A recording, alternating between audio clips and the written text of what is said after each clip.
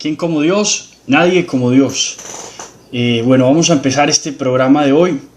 Hoy vamos a hablar sobre la Santísima Virgen María como una ventana sagrada.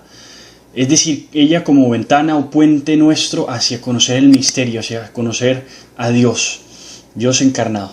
¿Y por qué en la iglesia le llamamos a ella la Theotokos, o sea, la Madre de Dios? ¿Qué significa eso? ¿Y qué nos dice Fulton Sheen en este libro que estamos leyendo del primer amor del mundo sobre este tema? En el nombre del Padre, y del Hijo, y del Espíritu Santo. Amén. Ven, Espíritu Santo, ven por medio de la poderosa intercesión del Inmaculado Corazón de María, tu amadísima esposa. Ven, Espíritu Santo, ven por medio de la poderosa intercesión del Inmaculado Corazón de María, tu amadísima esposa. Ven, Espíritu Santo, ven por medio de la poderosa intercesión del Inmaculado Corazón de María, tu amadísima esposa. Amén.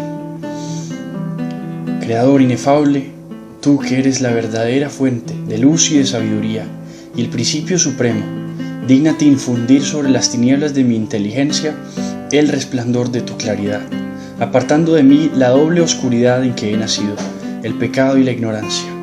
Tú, que haces elocuente la lengua de los niños, educa también la mía e infunde en mis labios la gracia de tu bendición.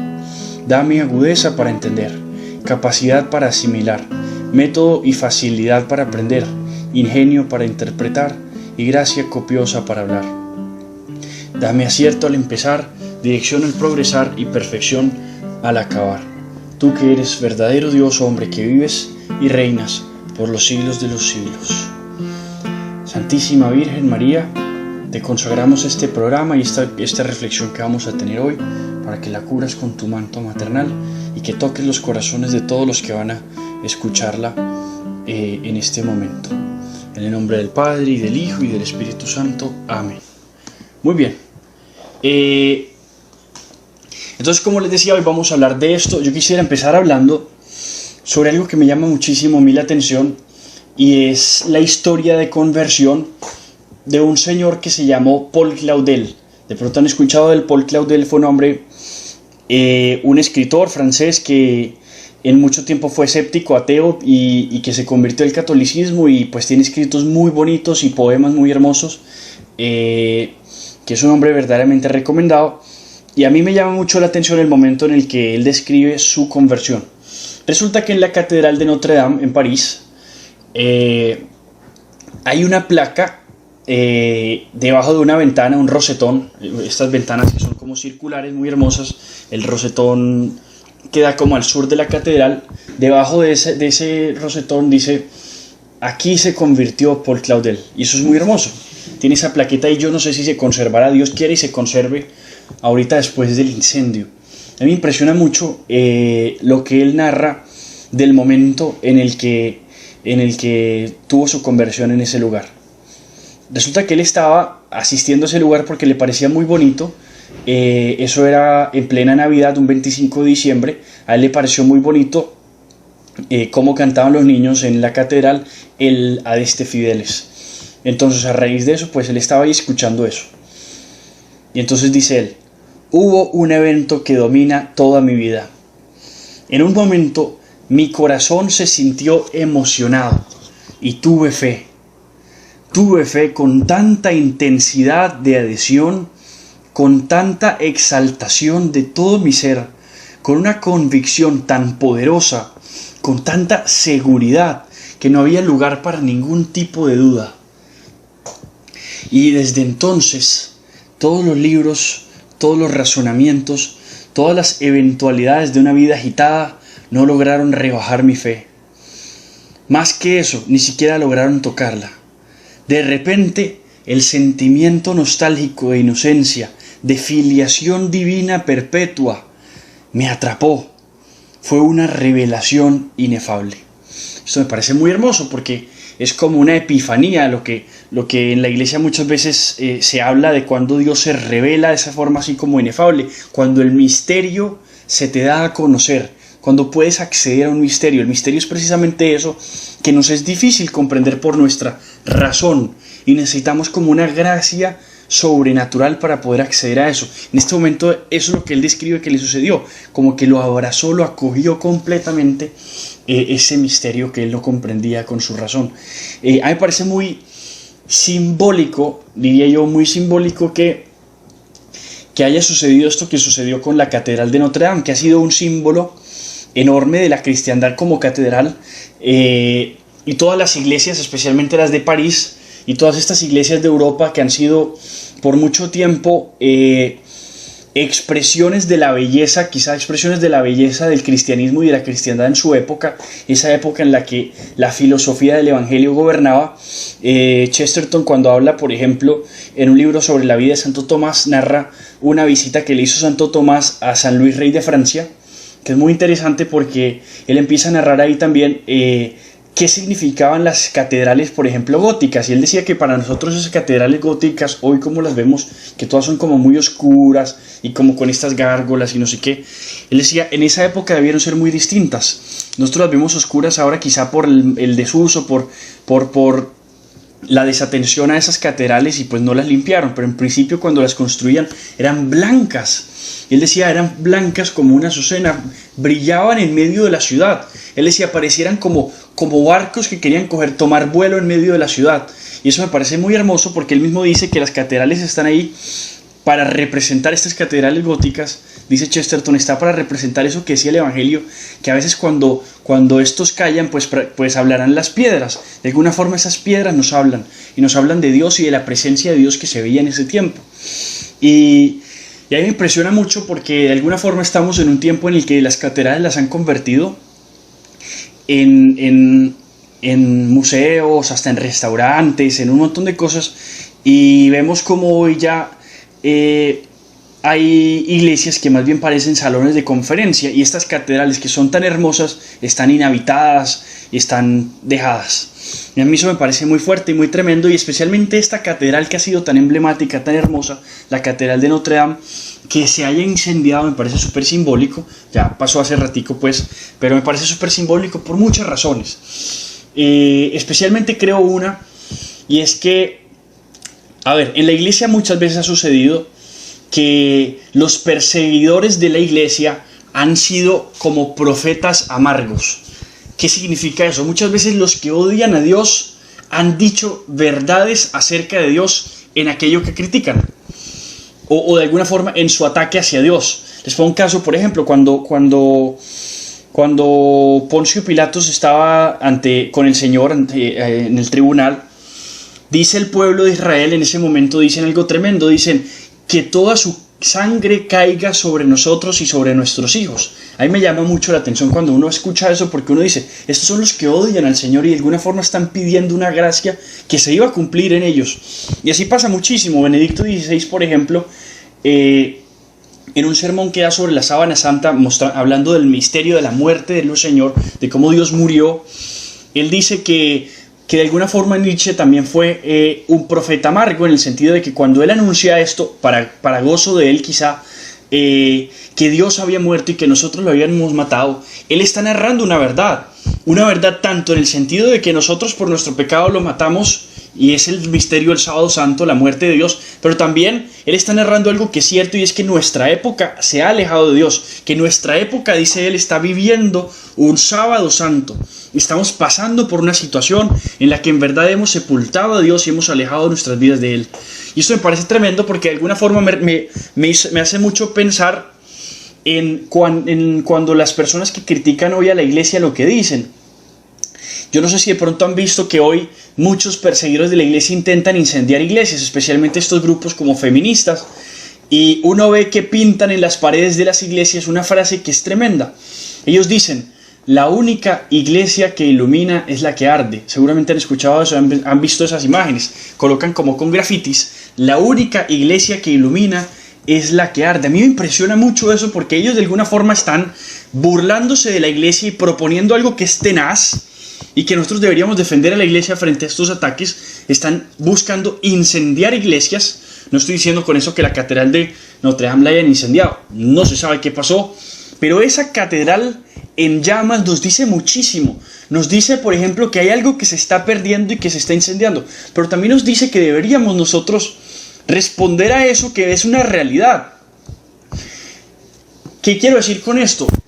Que es cierto que la única iglesia que ilumina es la que arde. Nosotros somos la iglesia. Nosotros somos los que estamos llamados a ser iglesia y somos los que estamos llamados a iluminar. Y le escuché una vez yo a un sacerdote algo que me ha ayudado muchísimo toda mi vida. Y él decía, es que no se irradia lo que no arde adentro. No se irradia lo que no arde adentro. ¿Qué significa eso? Significa que no es posible que tú brilles con la luz de Dios si en tu corazón no está Dios. Si tú no amas a Dios y no lo vives dentro de ti, tú no puedes manifestar lo que no está dentro de tu corazón.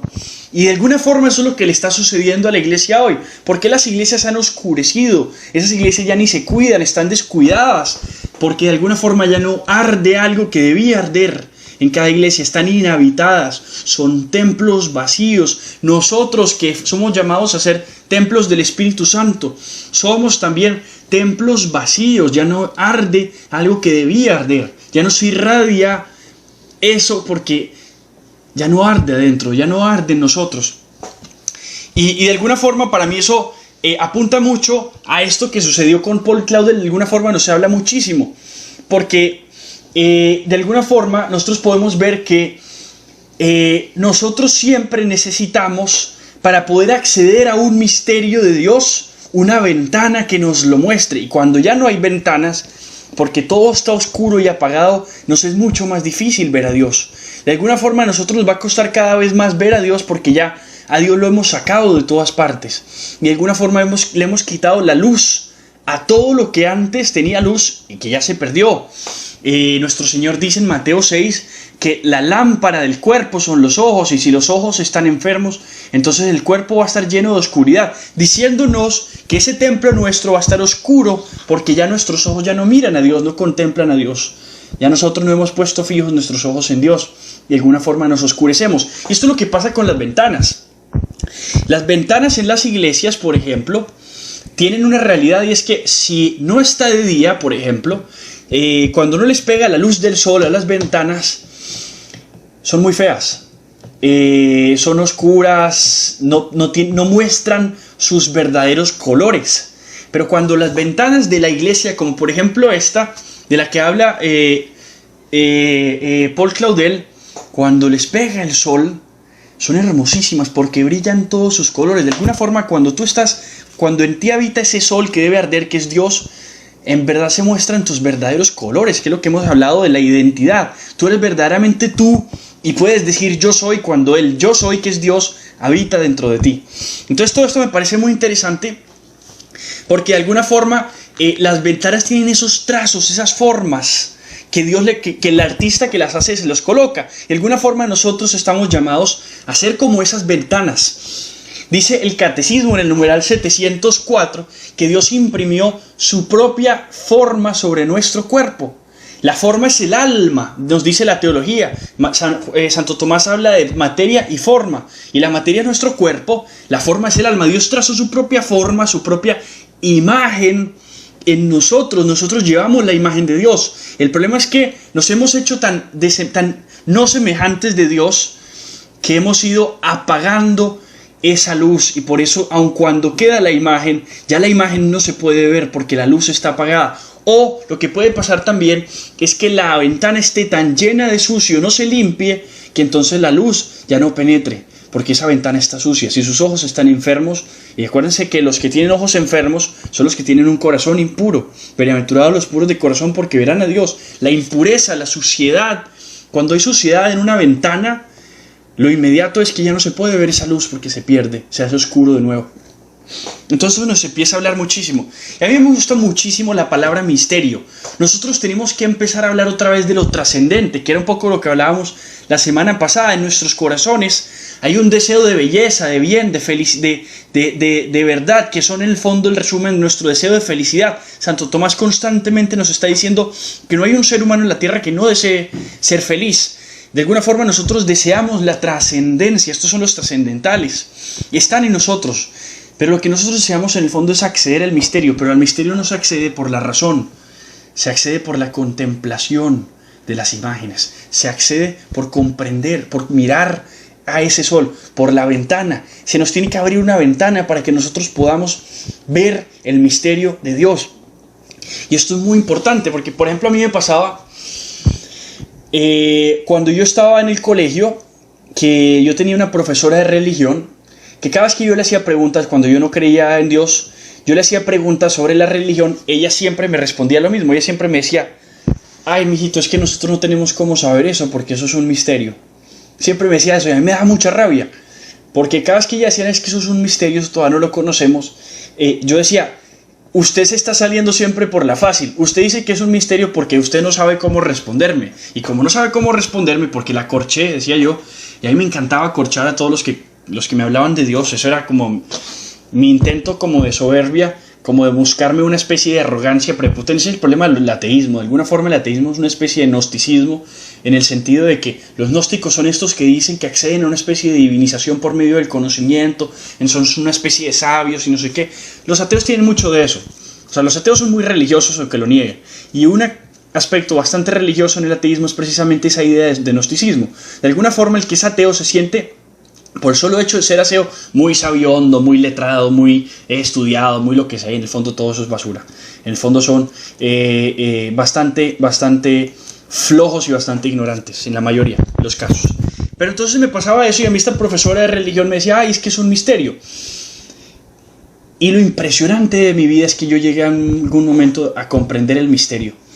Me pasó una vez que mis papás me llevaron a una misión, me enviaron a una misión. De pronto algunos conocen mi propia historia, mi testimonio, algunos se los habré contado. Y en ese testimonio, pues en esa misión que me enviaron, estábamos tocando la puerta de las personas en las casas y hablándoles de Dios. Yo todavía no creía en Dios, yo fui más o menos obligado, pero me fui con otros 3 misioneros, iba yo, era en un pueblito de aquí de Colombia, y pues tocábamos las puertas de las casas y les hablaban de Dios. Yo les decía: pues hablen ustedes, yo los escucho y aquí estoy como obligado. Y en una de esas pues entramos a la casa de una señora.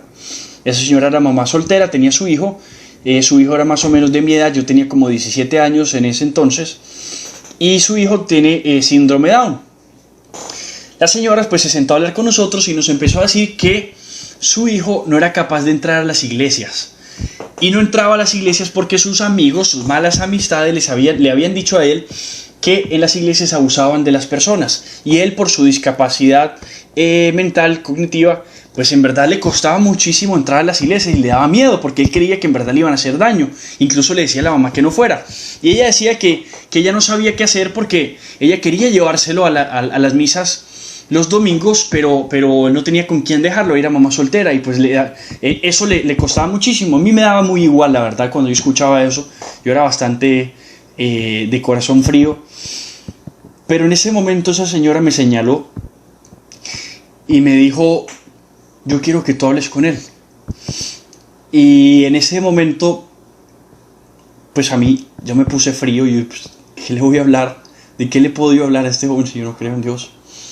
Me dijo: ¿tú por qué no hablas con él y me lo convences?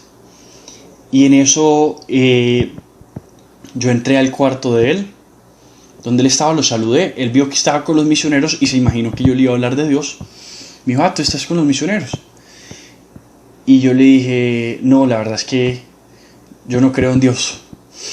Y en ese momento, cuando yo le dije eso, lo que pasó inmediatamente fue que él empezó a hacer como su propio argumento, empezó a darme sus razones, a argumentarme, como a esforzarse por mostrarme que Dios sí existía, que Dios sí existe. Y pues en ese momento yo todavía me acuerdo, yo me acuerdo que en ese momento le vi el rostro al Señor ahí.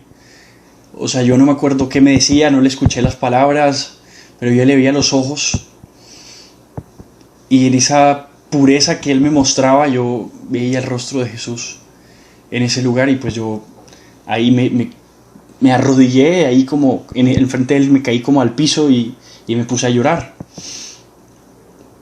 Para Él eso fue extrañísimo. O sea, él se asustó cuando me vio haciendo eso y pues se levantó como a quererme ayudar, como a consolarme. Y yo llorando pues le di un abrazo, y él súper feliz como me dio un abrazo, y bueno, ahí sentí yo que me encontré con Dios, y ahí me di cuenta que Dios sí existía y que desde hace rato me venía diciendo a mí que yo no me daba cuenta que Él me estaba gritando y que me quería hablar desde hace mucho tiempo. Y es muy fuerte porque a mí lo que quizá muchos esfuerzos de mis papás y en muchos retiros que se intentaron hablarme de Dios a través de palabras, de la verdad, por así decirlo, no entró, pero a través de la belleza, de ver este templo de Dios, esta ventana, es como que se me abrió una ventana hacia algo que yo no podía ver, así lo veo yo, y por eso de alguna forma yo cuando leí este testimonio de Paul Claudel para mí fue muy hermoso porque yo decía, es que eso mismo me pasó, o sea, cuando él dice es que tuve fe sin explicarlo, o sea, me llegó, o sea, yo no podía creer que de un momento a otro ya empecé otra vez a creer en Dios, y a mí me pasó eso, y para mí fue, o sea, ese fue el momento que domina mi vida, ese fue el momento que me cambió la vida. Ya después de eso yo llamé a mis papás que les había hecho la vida imposible y les conté pues que ahora sí creía en Dios y que sí quería ser misionero, pero lo que más me impresionó de ahí en adelante fue la Santísima Virgen María, porque la empecé a descubrir a ella como esa ventana que me abría la puerta a todos los misterios que yo no podía conocer. Hay una razón por la que la Iglesia, el cielo, siempre le ha llamado a ella la sede de sapiencia, es porque ella ha contenido en sí misma el verbo encarnado, el logos. Ella ha contenido aquel que es la sabiduría encarnada. Por eso ella es sede de la sabiduría encarnada. No hay nadie más sabio que ella. Y a mí ella me empezó a enseñar. Y no tanto con palabras, sino viéndola. Ella es, yo creo, la verdadera ventana hacia el cielo. Ella es la verdadera ventana hacia Dios. Ella es la ventana sagrada que todos necesitamos para encontrarnos con Dios. Entonces para mí esto fue muy hermoso. Porque yo pienso, por ejemplo, en cómo en el Antiguo Testamento Jacob soñó con una escalera que subiera a los cielos. Y yo veo esa imagen de la escalera de la que nos hablaba, el sueño de Jacob, que bajaban y subían ángeles. Y yo digo, esa escalera es la Santísima Virgen. Ella es la que conecta el cielo con la tierra. Ella conectó a Dios, a Jesucristo, ha hecho carne con los hombres carnales. El Hijo de Dios se hizo hombre para que los hombres hicieran hijos de Dios. Entonces eso, y me impresiona muchísimo porque es que ella ha sido la que más se ha llenado de esa luz, se ha transfigurado de esa luz, porque ella ha recibido el sol dentro de su vientre. Eso es lo más hermoso. Por ejemplo, cuando San Juan de la Cruz en sus poemas habla de esto de amada en el amado transformada, que es hermosísimo eso, amada en el amado transformada, eso nos dice muchísimo a nosotros porque ahí entendemos nosotros la razón de por qué la Santísima Virgen María es lo que es. Ella es lo que es porque se transformó en el amado, se transformó en lo que Dios quiso que fuera ella. San Juan de la Cruz habla de tres vías, la purgativa, iluminativa y la unitiva. Esa iluminativa y unitiva se dan perfectamente en ella. Ella es una con Dios y entonces se ilumina. Es iluminada ella y nos ilumina a nosotros también. Nuestra incapacidad de razonamientos, de comprender el misterio, se quita. Ella es nuestra compañía para poder acceder al misterio de Dios. Ella es esa ventana, como la ventana de la catedral, que brilla plenamente y por ella podemos ver a Dios perfectamente. Ella es la más pura de todas y por eso esa ventana es purísima. Ustedes han escuchado esa historia que cuentan de cómo iba una mujer con su hijo preguntándole a un padre qué significaba la santidad, y el padre le decía un montón de cosas. La santidad es la perfección del amor según Santo Tomás, un montón de definiciones, y el niño iba feliz viendo los vitrales de las iglesias. Y el niño le dice a la mamá y al sacerdote: mamá, yo ya sé qué significa la santidad, porque veía estos vitrales con imágenes de santos, y decía él: los santos son los que dejan pasar la luz. ¡Qué belleza! Los santos son los que dejan pasar la luz de Dios. Los santos son los que se hacen ventanas sagradas. Y la mujer más santa de todas fue la Santísima Virgen María, que dejó pasar esa luz. Y esa luz ardía dentro de ella. Por eso ella era un templo que ardía y por eso iluminaba. Ardía por dentro e iluminaba a todos, iluminaba a la humanidad. Y entonces aquí empezamos a darnos cuenta de una belleza. Y esa es la razón por la que Dios siempre... esa es la razón por la que, por ejemplo, cuando un hombre y una mujer se van a casar, la mujer va vestida de blanco. Porque la mujer representa a la iglesia, y la iglesia es espejo de la Santísima Virgen María es espejo de la iglesia, eso ya lo hemos hablado. De alguna forma, la Santísima Virgen María es, y eso lo dijimos ya, lo que Dios quiso que tú fueras. Entonces Dios quiso que tú fueras santo como ella. Dios quiso que tú brillaras con la luz del sol como ella. Ella es la mujer vestida de sol porque llevaba al sol dentro de su vientre. Entonces esto es muy hermoso porque cuando una mujer va vestida de blanco, ese blanco representa a la luz del vestido que debemos llevar nosotros. Fulton Sheen, en otro libro que se llama Paz Interior, habla de la desnudez interior, y en ese sentido él empieza a hablar de algo muy hermoso, y es el momento en el que nuestro Señor vivió la transfiguración. En la transfiguración del Señor sucede algo muy interesante, y es que el Señor, dicen los 3 evangelistas dicen que el Señor se colocó como de vestidos de blanco, que sus vestidos eran tan blancos como el sol, que ningún batanero podía hacerlos tan blancos como se veían. Y Fulton Sheen dice que Adán y Eva tenían esa misma blancura, que quizá ese vestido que tenía nuestro Señor en la transfiguración era el vestido que tenían Adán y Eva antes de pecar, en su vida original. Y ese vestido se reflejaba a través de su piel. Por eso ellos no se daban cuenta de que estaban desnudos, porque estaban vestidos de la luz de Dios, estaban vestidos de la gloria de Dios. Y en ese sentido me parece muy hermoso eso, porque nos habla de cómo nosotros de alguna forma también tenemos que estar vestidos de la gloria de Dios, tenemos que ser ventanas del cielo, tenemos que mostrar al mundo la gloria de Dios. No se irradia lo que no arde adentro. Si en nosotros arde el fuego de Dios, de la caridad, del Espíritu Santo, entonces nosotros vamos a iluminar también. Y la Santísima Virgen María, como ella es la perfecta esposa del Espíritu Santo, entonces ella fue la que perfectamente y más puramente fue una ventana de Dios. Es la ventana más cristalina de todas. Entonces aquí ya entramos a esto de lo que nos habla Fulton Sheen. Vamos a hablar un poco, yo voy a omitir el capítulo 4, que es muy buen capítulo, pero es un poco más apologético. El 4 y el 5 los trata muy parecidos, que es sobre la maternidad de la Santísima Virgen María, la Madre de Dios como maternidad virginal, y él explica ese dogma. Al principio un poco más apologético, luego un poco más como desde la belleza pues de ese dogma. Yo me voy a detener en la parte final ya del capítulo 5, aquí me voy a adelantar un poquito. Entonces vamos a hablar del capítulo 5, lo que nos queda de tiempo, y van a escuchar ustedes las bellezas de las que él habla. ¿Qué tiene que ver todo esto que les acabo de hablar con el dogma de la Madre de Dios, la maternidad divina, Theotokos? Vamos a ver. Entonces dice Fulton Sheen: es en razón de nuestro divino Salvador que María recibe una veneración y atención especial, y no en razón de ella misma. Esto es impresionante. Dejada así sola, su maternidad se disolvería en humanidad, pero vista a la luz de la divinidad de su Hijo es única. Nuestro Señor es Dios hecho hombre.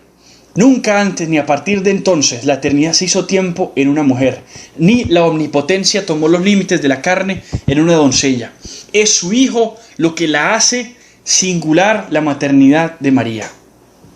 Eso es hermoso. O sea, la omnipotencia se limitó, la eternidad se hizo tiempo. ¡Qué belleza! Eso es el misterio, dice el cardenal Sara en el libro de la fuerza del silencio. El misterio que aún no comprendemos es el misterio de que lo infinito se haya hecho finito. Y eso es lo que estamos viendo aquí. Entonces miren esto qué hermoso, que dice Fulton Sheen. No hay peligro ninguno de que los hombres pensarán demasiado acerca de María. El peligro consiste en que pensarán demasiado poco acerca de Cristo. La indiferencia para con María es una consecuencia de la indiferencia hacia Cristo. Cualquier objeción a llamarla Madre de Dios es en su base una objeción contra la divinidad de Dios, de Cristo. La expresión Theotokos, Madre de Dios, desde el año 400 ha sido la piedra de toque de la fe cristiana. No sucedía que la Iglesia tuviera en ese entonces la intención de propagar la mariología, sino más bien que se preocupaba de la ortodoxia cristológica. Como lo dijo Juan Damasceno, este nombre contiene todo el misterio de la encarnación. Una vez que Cristo es disminuido, humanizado, naturalizado, no hay necesidad ninguna de la expresión Madre de Dios. Implica una doble generación del Verbo, una eterna en el seno del Padre, otra temporal en el seno de María. Por lo tanto, María no gestó a un mero hombre, sino al verdadero Dios. Esto es impresionante, esto es impresionante lo que nos está diciendo. Nos está diciendo aquí que la razón de ser del misterio de la encarnación, la razón de ser de por qué Dios se hace hombre, del misterio de la Madre de Dios, está en que Dios ha iluminado ese misterio. Nosotros vemos la belleza de la Madre de Dios porque es que en ella Dios se ha hecho hombre. Entonces, ¿qué ha pasado? Que por mucho tiempo en la Iglesia se ha, dañado el dogma de la divinidad. Hay gente que dice que es verdadero hombre pero no Dios. Hubo gente que decía que era verdadero Dios pero no hombre, sino que nada más tuvo como un vestido de Dios, de hombre, pero no era hombre.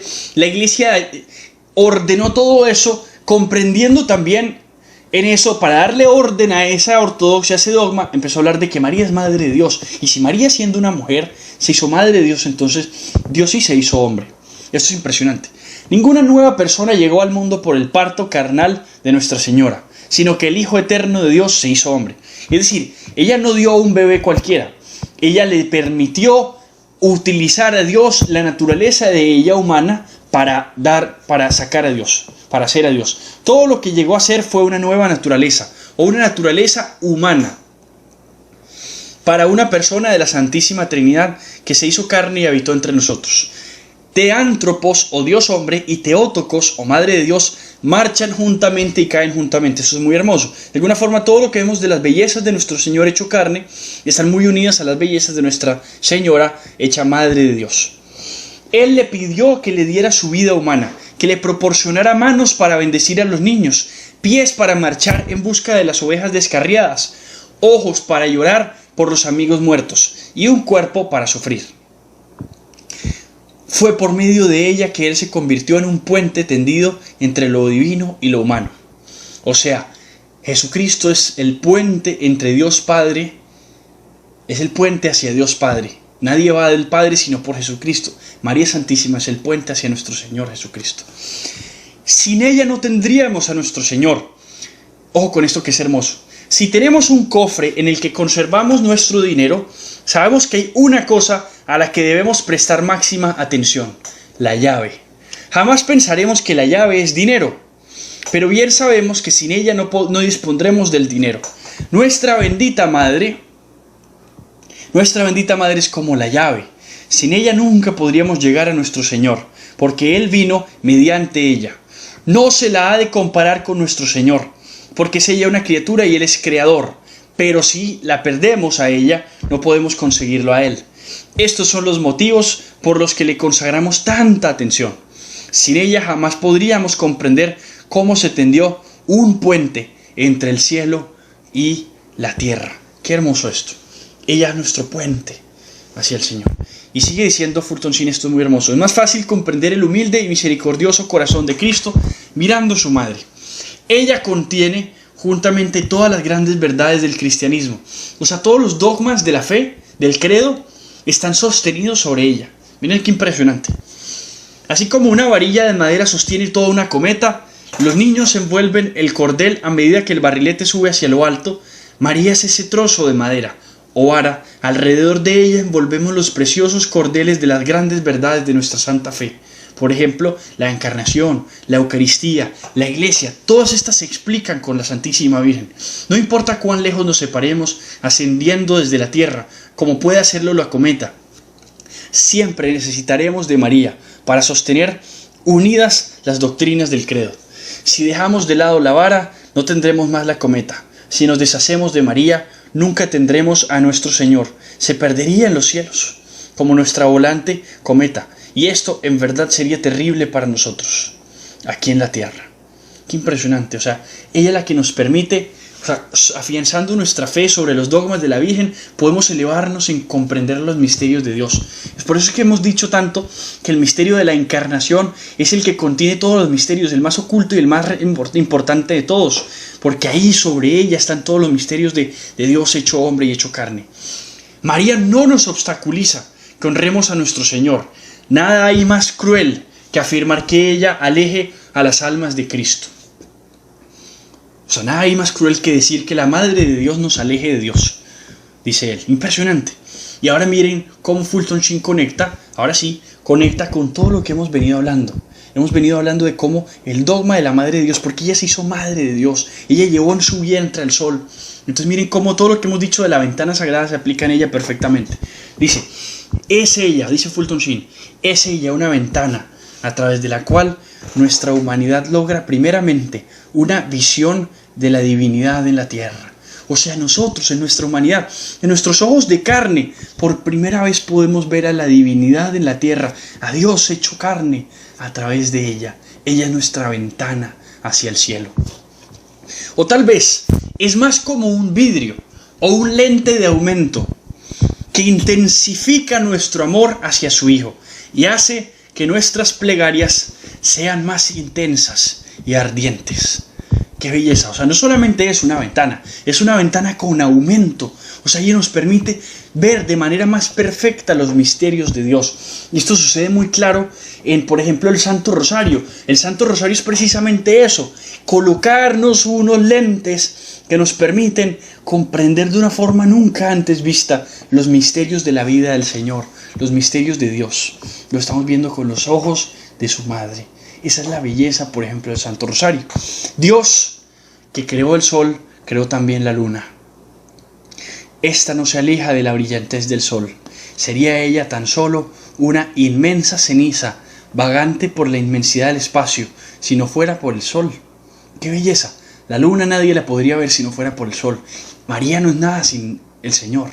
Pero gracias a la iluminación del sol y que ella lo refleja tan perfectamente, la vemos. Toda su luz es un reflejo de la que le proporciona el sol. La benditísima Madre refleja a su divino Hijo. Sin Él, ella sería nada. Con Él es la Madre de todos los hombres. Durante las noches oscuras nos sentimos agradecidos con la luna. Y al verla brillar, nos damos cuenta de que hay un sol. Así, también, en esta oscura noche del mundo en la que pasamos, en que los hombres vuelven las espaldas hacia aquel que es la luz del mundo, volvámonos a María, a fin de que guíe nuestros pasos mientras aguardamos el amanecer. Esto es muy impresionante, porque nos dice de alguna forma San Juan Pablo II que hoy estamos viviendo una oscuridad, y es con lo que empecé hablándoles hoy. Hoy estamos viviendo una persecución como nunca antes en la iglesia, y estos que la persiguen de alguna forma nos están diciendo el secreto de cómo debemos vivir nosotros. Cada vez que nos dicen la iglesia que ilumina es la que arde, e incendian iglesias, de alguna forma nos están recordando a nosotros cómo debemos ser. Nos están recordando que nuestro corazón debe arder porque ellos están en oscuridad, y aún sin saberlo, al incendiar esas iglesias, lo hacen en su grito desesperado, necesitado de la luz de una iglesia que ya está apagada, una iglesia que ya no les está diciendo la verdad, una iglesia que ha sucumbido por cobardía, una iglesia que tiene la obligación otra vez de manifestar la verdad, de manifestar el bien y de manifestar la belleza, una iglesia que tiene que volver a ser como María, que es su espejo, que tiene que ser como ella, que es su símbolo, que tiene que ser como ella, que es su modelo perfecto. La palabra símbolo significa unión. Ella es la que nos une con Dios, ella es la que nos une con el Señor. La palabra símbolo tiene su antagonista, que es diablo. Símbolo es lo que te une, diablo es lo que te divide. La Santísima Virgen María es la que nos une. Ella es el símbolo de la iglesia, como nosotros debemos ser, como a la semejanza de Cristo. El demonio es el que nos divide, el que todo el tiempo dentro de la iglesia nos está diciendo que no nos adhiramos a las verdades de Dios. Ella nos está diciendo, sobre mí se soportan todos los dogmas de la iglesia, todas las verdades. Los que la siguen, los que consagran su corazón a ella, son los que van a lograr la capacidad, la valentía de anunciar las verdades en medio de este mundo hostil que las busca desesperadamente en su persecución. La buscan, como les pasó a San Pablo, que al perseguir a Dios seguían a Dios. En el fondo desean seguir a Dios y por eso lo persiguen. Desean seguir a la iglesia y por eso la persiguen. Y nosotros tenemos que ser y reflejar a esa iglesia que ellos persiguen para que empiecen a seguirla.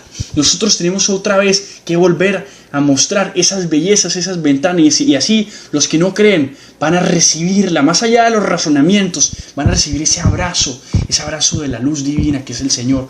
Nosotros estamos llamados a ser la luz divina. No se enciende una lámpara para esconderla, se coloca encima, se muestra. Nosotros tenemos que mostrar el esplendor de la verdad. Por eso San Juan Pablo II hablaba de la veritatis splendor en esa encíclica, el esplendor de la verdad. Tenemos que mostrar la verdad en su esplendor. El esplendor de la verdad es la belleza, y la belleza está en la Santísima Virgen María. Ella es la que nos está mostrando la luz del mundo. Ella es la mujer vestida de sol. Muy bien, con eso terminamos esta reflexión de hoy. Y quedémonos con esa última frasecita. Volvámonos a María, a fin de que guíe nuestros pasos mientras aguardamos el amanecer. Estamos esperando un amanecer de la luz del sol otra vez, que vuelva a amanecer. Ella nos hace caminar en medio de eso. Ese sábado santo que estamos viviendo, como nos lo dice Benedicto XVI en el mundo, ella fue la única que se conservó tranquila en medio de ese sábado santo. Nosotros podemos estar tranquilos porque la iglesia no se acaba. La iglesia puede pasar por oscuridad, así como están esas catedrales hoy oscuras. Pero la iglesia nosotros no tenemos por qué temer por ella, aun cuando las incendien, porque nuestro Señor nos lo ha dicho: no teman por mí, no lloren por mí, así como se lo dijo a las mujeres de Jerusalén: lloren por ustedes y por sus hijos, porque lloren por la humanidad, que es la que se está perdiendo, y lloren porque ustedes no han sido capaces de mostrarle la luz a esa humanidad que la desea a gritos. Muy bien, en el nombre del Padre, y del Hijo, y del Espíritu Santo. Amén.